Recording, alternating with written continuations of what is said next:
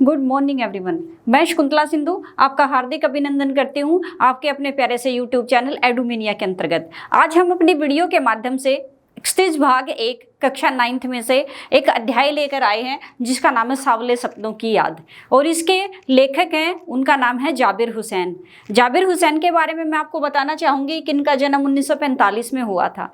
जाबिर हुसैन ने यह अध्याय तुरंत शालिम अली की मृत्यु के बाद यहाँ पर बताया गया है। संस्मरण है 1987 में जून में शालिम अली की मृत्यु के तुरंत पश्चात एक संस्मरण लिखा था डायरी शैली में। यानी कहने का अभिप्राय है कि जब शालिम अली की मृत्यु हो जाती है तो उसके गहरे अवसाद, गहरे दुख से उभरने के लिए और गहरे दुख में डूबे हुए जो यहाँ पर बताया गया, जाबिर हुसैन ने डायरी शैली में एक संस्मरण लिखा था। संस्मरण होती यादों के आधार पर डायरी शैली में लिखा गया संस्मरण।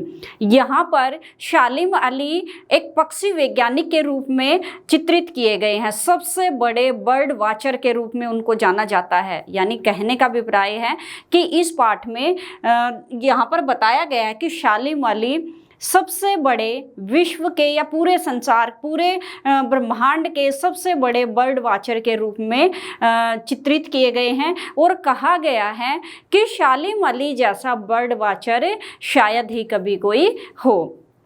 तो पाठ को हम निम्नलिखित अंकों में बांट सकते हैं, देख लीजिए। सबसे पहला है हमारा सुनहरे परिंदे। शालिम अली की जब मृत्यु होती है तो सुनहरे परिंदे के रूप में उसको चित्रित किया है।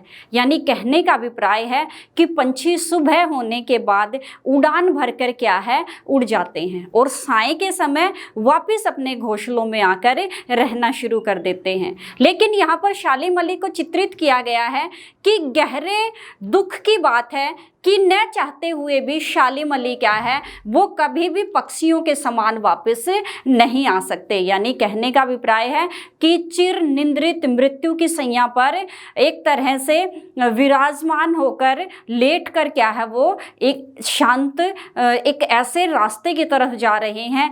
चिर निंद्रा दुनिया से बेखबर होकर कभी न उठने वाली निंद्रा में वो सो चुके हैं और शायद ही ऐसा कोई दिन आएगा कि शालिम अली वापस आएंगे। यानी उनके दिन की शुरुआत कैसे होती थी? सुबह उठकर अपनी दूरबीन लगाकर, अपनी आंखों पर चश्मे लगाकर पक्षियों की खोज में निकल जाते थे और शाम होने के पश्चात यानी जैसे ही झुलमुल अंधेरा होता, झुटपुट अंधेरा होता, तो अपने घर की तरफ लौट आते। पक्षी उड़ते रहते, शालिम अली अपने घर से निकल जाते। पक्षी वापस आते तो शालिम अली क्या है, वापस अपने घर आकर पक्षियों की दिनचर्या, उनके रहन सहन, उड़ने बैठने, उनके तमाम एक छोटे से छोटे पहलू को क्या है, वो दर्शाते थे। अपनी दूरबीन के माध्यम से उनको देखते रहते थे। तो ये हमारा बर्ड वाच एक तरह से कह सकते हैं कि सुनहरे परिंदे के रूप में उसको चित्रित किया है। नेक्स्ट है वृंदावन में रासलीला।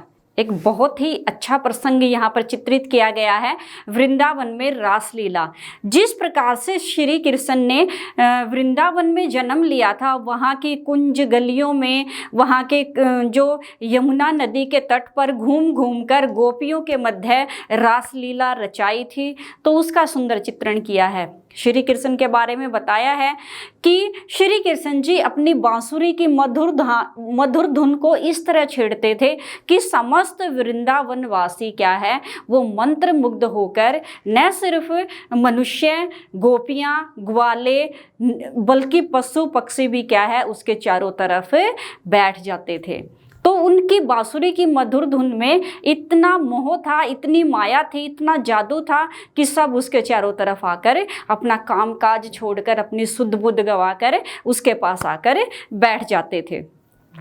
और यहाँ पर बताया है कि किस प्रकार से श्री कृष्ण गोपियों के बीच में जाकर रासलीला रचाते थे। ग्वालों के साथ क्या है, वो खेलते कूदते रहते थे। यमुना नदी के तट पर क्या है, वो बंसी बजाते थे। यमुना नदी के तट पर क्या है, वो एक तरह से कालिंदी जिसको बोला गया है, यानी उसका रंग क्या है, उसका गहरा रंग एक तरह से चित्रित किया गया है श्री कृष्ण के।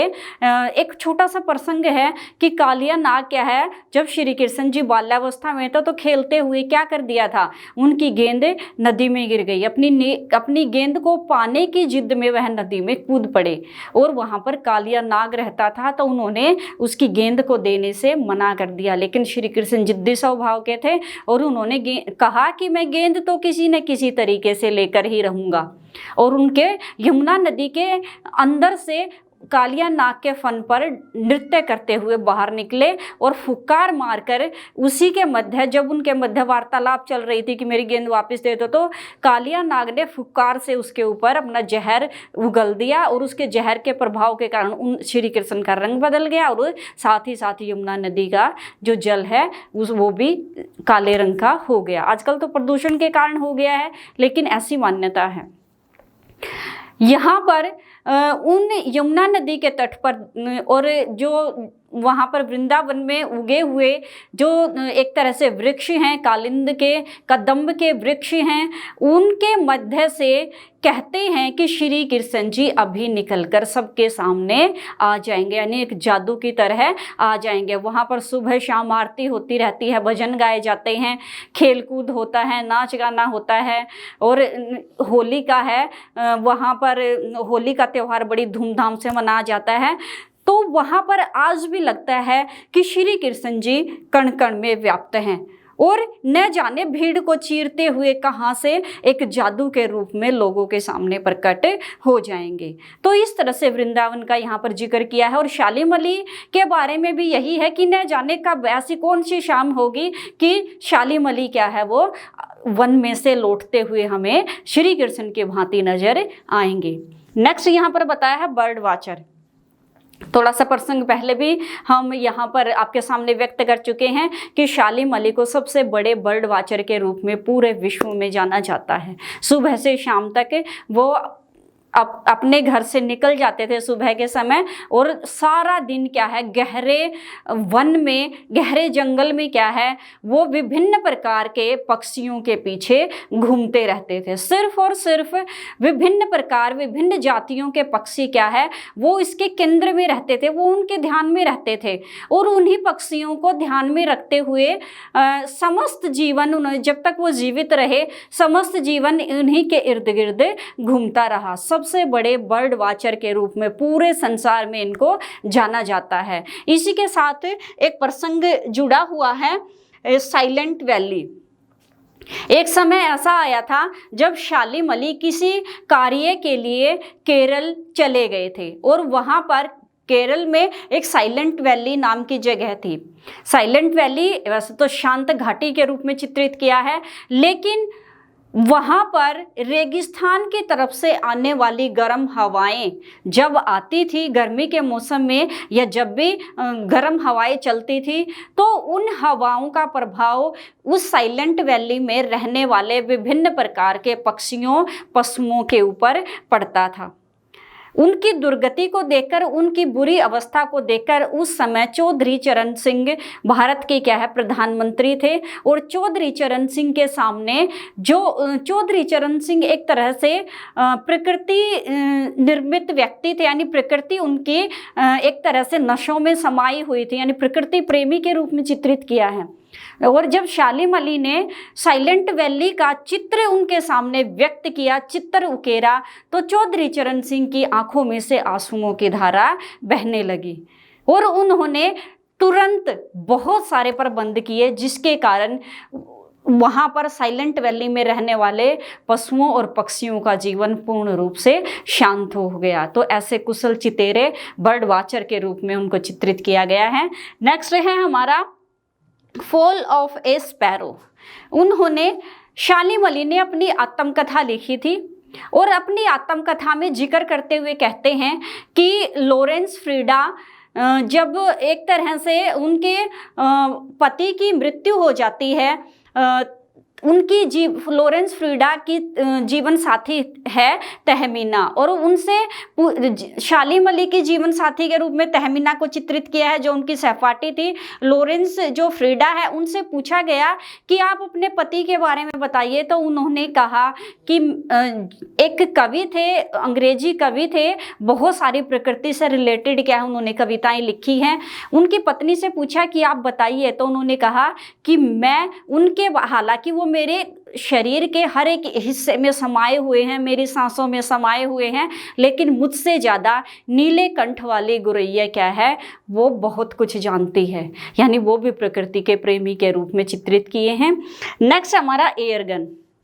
शालीम अली बाल्यावस्था में थे, बचपन के समय का वर्णन किया गया है कि एक समय सुबह का समय था जब वो अपने घर से बाहर अपनी एयरगन को साफ कर रहे थे, तो अचानक से एकाएक जो गन का ट्रैगर होता है उस पर उनकी उंगली टच कर गई, और जैसे ही उंगली टच की तो बंदूक में से गोली निकल गई, और खुदा ने खास्ता ऐसा हुआ जैसे ही गोली निकली तो एक नीले कंठ वाली गोरैया क्या है उस गोली का शिकार बन गई।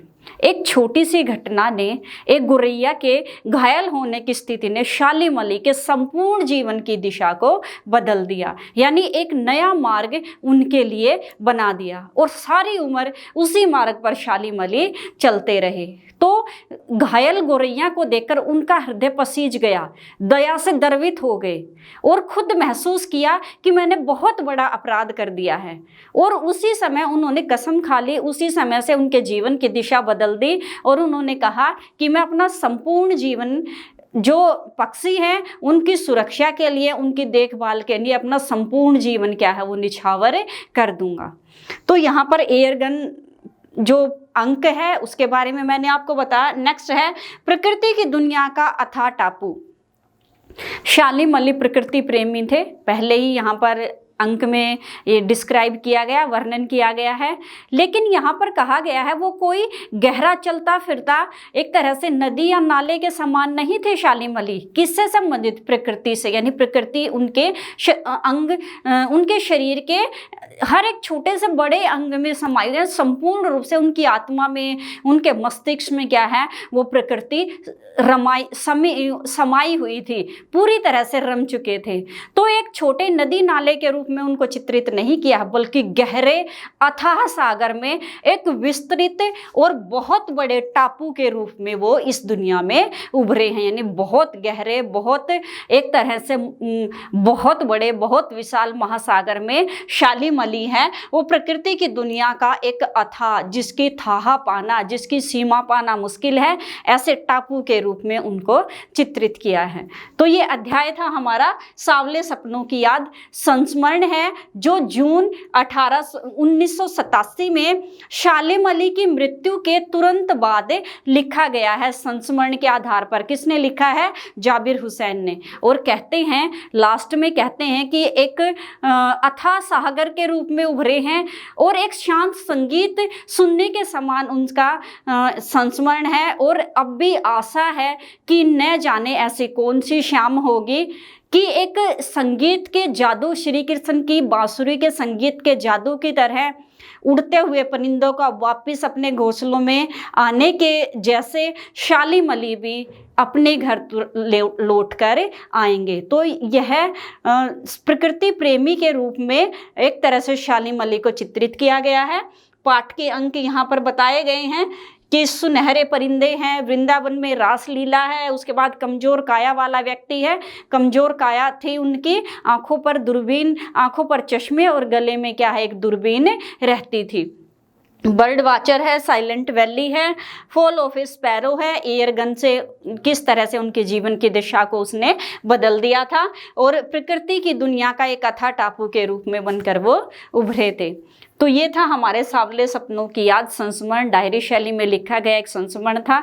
तो इससे नेक्स्ट वाली वीडियो में हम आपके सामने और इंटरेस्टिंग वे से नया अध्याय लेकर आएंगे। तब तक के लिए टेक केयर।